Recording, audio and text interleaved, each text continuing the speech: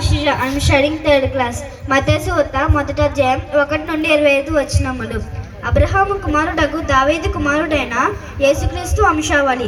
అబ్రహాము ఇస్సాకును కనెను, ఇస్సాకు యాకోబును కనెను, యాకోబు యూదాను అతని అన్నదమ్ములను కనెను, యూదా తామరునందు పెరెసును జెరాహును కనెను, పెరెసు ఎస్రోమును కనెను, ఎస్రోము ఆరామును కనెను, ఆరాము అమ్మినాదాబును కనెను, అమ్మినాదాబు నయస్సోమును కనెను, నయస్సోము షల్మానును కనెను, షల్మాను రాహాబు నందు బోయాజును కనెను, బోయాజు రూతు నందు ఒబేదును కనెను, ఒబేదు యెషయిని కనెను, యెషయి రాజైన దావీదును కనెను, ఊరియా భార్యగా నుండిన ఆమె నందు దావీదు సొలొమోనును కనెను, సొలొమోను రెహబామును కనెను, రెహబాము అబియాను కనెను, అబియా ఆసాను కనెను, ఆసా యెహోషాపాతును కనెను, యెహోషాపాతు యెహోరామును కనెను, యెహోరాము ఉజ్జియాను కనెను, ఉజ్జియా యోతానును కనెను, యోతాను ఆహాజును కనెను, ఆహాజు హిజ్కియాను కనెను, హిజ్కియా మనష్షేను కనెను, మనష్షే ఆమోనును కనెను, ఆమోను ఓషియాను కనెను.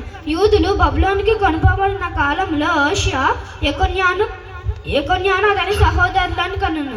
బబులోనికి కొనుపబడిన తరువాత యెకొన్యా షయల్తీయేలును కనెను, షయల్తీయేలు జెరుబ్బాబెలును కనెను, జెరుబ్బాబెలు అబిహూదును కనెను, అబిహూదు ఎల్యాకీమును కనెను, ఎల్యాకీము ఆజోరును కనెను, ఆజోరు సాదోకును కనెను, సాదోకు ఆకీమును కనెను, ఆకీము ఎలీహూదును కనెను, ఎలీహూదు ఎలియాజరును కనెను, ఎలియాజరు మత్తానును కనెను, మత్తాను యాకోబును కనెను, యాకోబు మరియ భర్త అయిన యోసేపును కనెను, ఆమె నందు క్రీస్తు అనబడిన యేసు పుట్టెను.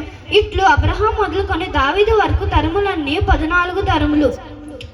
దావీదు మొదలుకొని యూదులు బబులోనికి కొనుపబడిన కాలం వరకు 14 తరములు.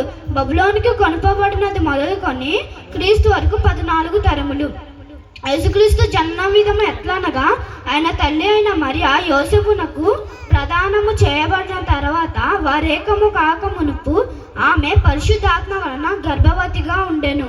ఆమె భర్త అయిన యోసేపు నీతిమంతుడై ఉండి ఆమెను అవమానపరచనొల్లక రహస్యముగా ఆమెను విడనాడ ఉద్దేశించెను. అతడు ఈ సంగతులను గూర్చి ఆలోచించుకొనుచుండగా ఇదిగో ప్రభు దూత స్వప్నమందు అతనికి ప్రత్యక్షమై, దావీదు కుమారుడవైన యోసేపు, నీ భార్య అయిన మరియను చేర్చుకొనుటకు భయపడకుము, ఆమె గర్భము ధరించినది, పరిశుద్ధాత్మ వలన కలిగినది, ఆమె ఒక కుమారుని కనును, తన ప్రజలను వారి పాపముల నుండి ఆయనే రక్షించును గనుక ఆయనకు యేసు అను పేరు పెట్టుదు అనెను. ఇదిగో కన్యక గర్భవతి కుమారుని కనును, ఆయనకు ఇమ్మానుయేలను పేరు పెట్టుదురు అని ప్రభువు తన ప్రవక్త ద్వారా పలికిన మాట నెరవేరునట్లు ఇదంతయు జరిగెను.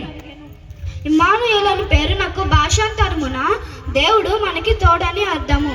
యోసేపు నిద్రమేలుకొని ప్రభు దూత అతనికి ఆజ్ఞాపించిన ప్రకారము చేసి తన భార్యను చేర్చుకొని ఆమె కుమారుని కను వరకు ఆమెను ఎరగకుండెను. అతడు ఆ కుమారునికి యేసు అని పేరు పెట్టెను. ఆమేన్.